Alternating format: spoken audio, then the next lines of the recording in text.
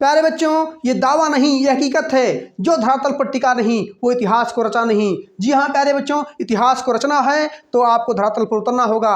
हर व्यक्ति जो आज महान है, जो आज सक्सेस है, जो सफल है, उसके पीछे बेटा, सफलता के पीछे उसके बहुत सारे कारण है बेटा। वो कारण क्या है? वो धरातल पे उतर के कार्य किया है। देखिए बेटा, इस वीडियो को बनाने का उद्देश्य हमारा है कि आप वीडियो को लाइक करें, सब्सक्राइब करें और शेयर करें। ये नहीं है बेटा, इसका जो मेन उद्देश्य है, मेन एम है, ये उन बच्चों के लिए है जो वीक है, जो बेसिकली इंग्लिश में लिखना नहीं जानते हैं, जो इंग्लिश के उन कठिन वाक्यों को बनाना नहीं जानते हैं बेटा, उनके लिए है बेटा। इसका उद्देश्य है समाज को शिक्षित करना, समाज को शिक्षा प्रदान करना बेटा। मैं बार बार कह रहा हूँ, समाज को शिक्षा प्रदान करने के लिए मैंने वीडियो स्टार्ट किया है। आप लोग लाइक, सब्सक्राइब, शेयर बाद में करना, पहले जो इस वीडियो का उद्देश्य है उसको समझते हुए बेटा आपको करना क्या है, नोट्स को बनाते चलना है और बार बार उसको प्रैक्टिस करिए। देखिए, जो इशूज़ आ रही हैं आपकी बेटा, वो बहुत कॉमनली हैं। वो इशूज़ इसलिए आ रही हैं क्योंकि आपने वीडियो को अच्छे से देखा नहीं है।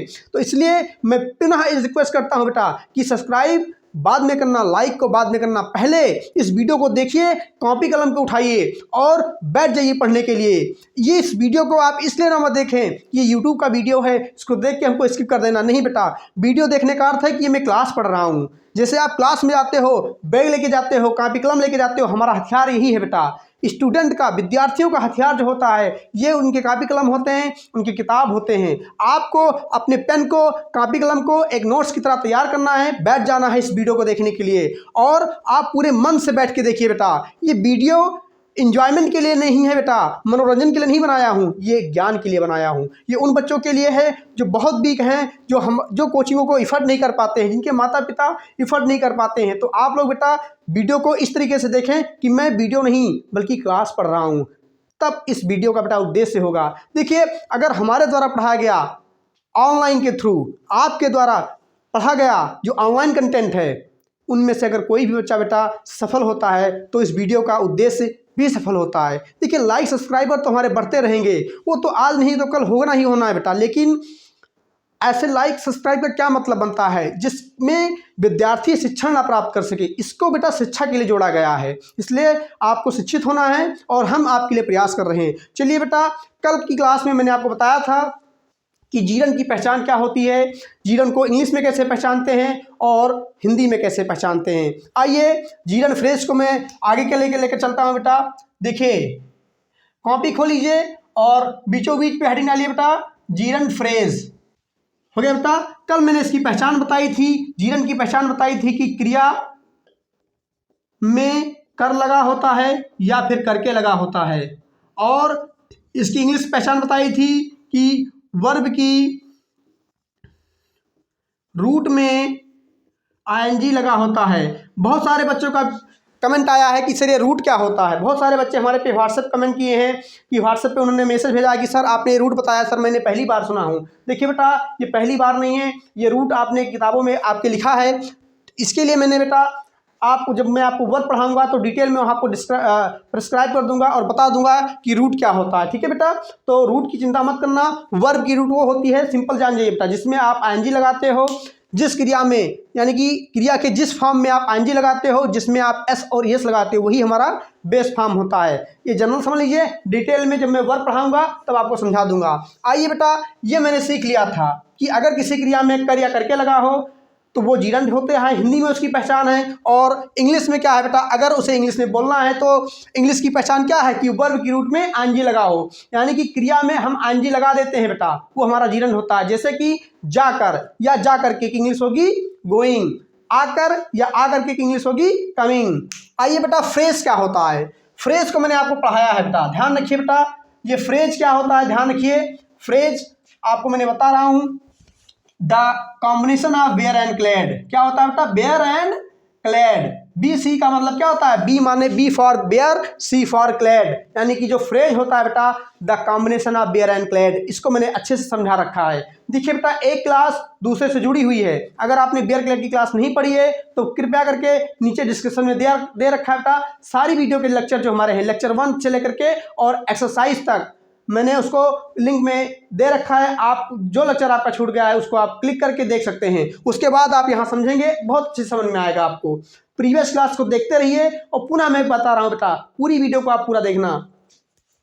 देखिए बेटा, आइए बेयर क्लेड क्या होता है तो इसको मैं एग्जांपल समझते हैं। तो जैसे मान लीजिए लिखा हुआ है कि गांव में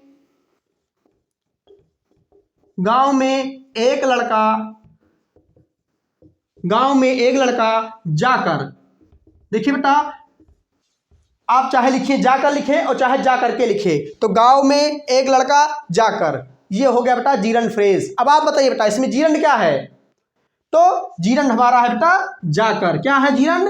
जाकर, क्योंकि ये क्रिया है जाना और इसमें कर या करके लगा हुआ है, इसलिए जाकर नामक शब्द अब क्रिया ना होकर के जीरंड बन गया बेटा। तो हमने अंडरलाइन करके लिख लिया यहाँ बेटा जी फॉर जीरंड। अब यहाँ जी फॉर बेटा गॉट नहीं होगा, जी फॉर जीरंड को याद करना है। अब पहचान करना है बेटा कि जीरंड का फ्रेज क्या है, या तो बेयर या तो क्लेड। ध्यान रखना बेटा जीरंड का फ्रेज या तो बेयर होगा या तो क्लेड होगा या दोनों होगा। ध्यान दीजिए यहाँ पे गांव में क्या है बेटा, ये क्लेड है और एक लड़का क्या है, बेयर है, यानी कि जीरंड का फ्रेज यहाँ पे बेयर और क्लेड दोनों है। तो ध्यान रहे बेटा, अब प्रश्न है सर पहचान तो गए, अब इंग्लिश में बोलेंगे कैसे? तो ध्यान रहे बेटा, अंग्रेजी में एक चीज़ का बहुत बेसिक सिद्धांत है कि जो बात जहाँ सोची जाती है उसको वही बोलते हैं और जो बात पहले सोचते हैं उसको हम पहले बोलते हैं। तो ये आप बताइए बेटा जीरंड फ्रेज में आपके मुंह से पहले क्या निकल रहा है, जीरंड निकल रहा है कि फ्रेज निकल रहा है? जीरंड निकल रहा है ना भाई। हम जब जीरंड फ्रेज को बोलते हैं, आप इसको बोलिए यहाँ से, तो जब आप पहले पढ़ते हो तो पहले क्या मुंह से निकलता है, जीरंड निकलता है ना, फिर फ्रेज निकलता है। तो अंग्रेजी का बेटा यही सिद्धांत है कि जो पहले निकले उसको पहले बोल दो, जो पहले निकले वो पहले बोलो। तो पहले निकला जीरंड, फिर निकला हमारा फ्रेज। तो यहाँ पर हम क्या लिखेंगे बेटा, जीरंड।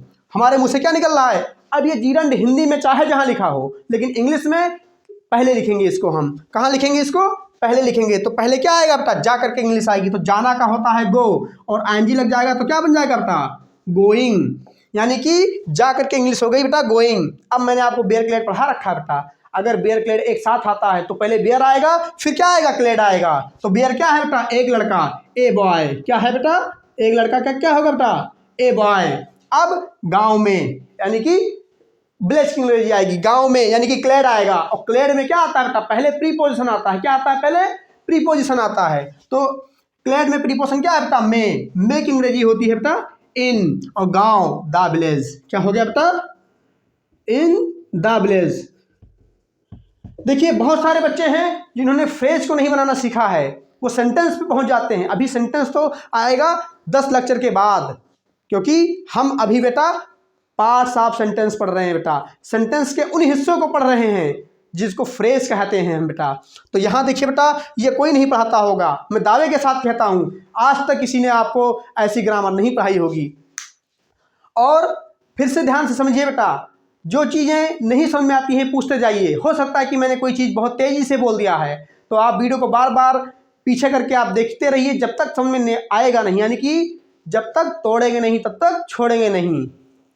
तो आइए बेटा, हमारा बन गया कि गांव में एक लड़का जाकर, इंग्लिश बना going a boy in the village. ठीक है, अगला एग्जाम्पल देखते हैं बेटा। हमने कहा परिवार के साथ, सब लोग लिखते रहिए बेटा साथ में, परिवार के साथ कई सदस्य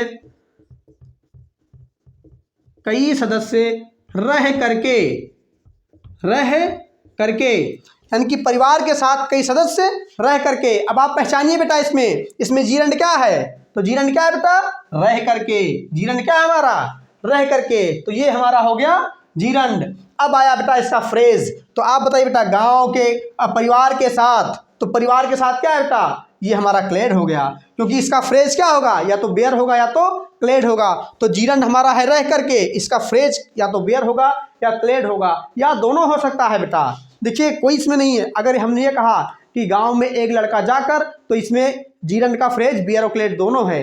हमने कहा एक लड़का जाकर, केवल बेयर फ्रेज आ रहा है। हमने कहा गांव में जाकर, केवल क्लेड आ रहा है। तो देखिए बेटा, जीरंड का फ्रेज केवल क्लेड हो सकता है, केवल बेयर हो सकता है, और दोनों हो सकता है। संख्या में एक हो सकते हैं, एक से ज़्यादा हो सकते हैं। जैसे गांव में एक लड़का जाकर, इसमें एक बेयर एक क्लेड है, मिलकर के फ्रेज बना रहे हैं। लेकिन ये भी हो सकता है कि 2 फ्रेज 2 क्लेड हों, 4 बेयर 2 क्लेड हों, 4 क्लेड 1 बेयर हो, ऐसा भी हो सकता है बेटा। नंबर में ये ज़्यादा भी हो सकते हैं और कम भी हो सकते हैं। 1000 बेयर 1000 क्लेड हो सकते हैं।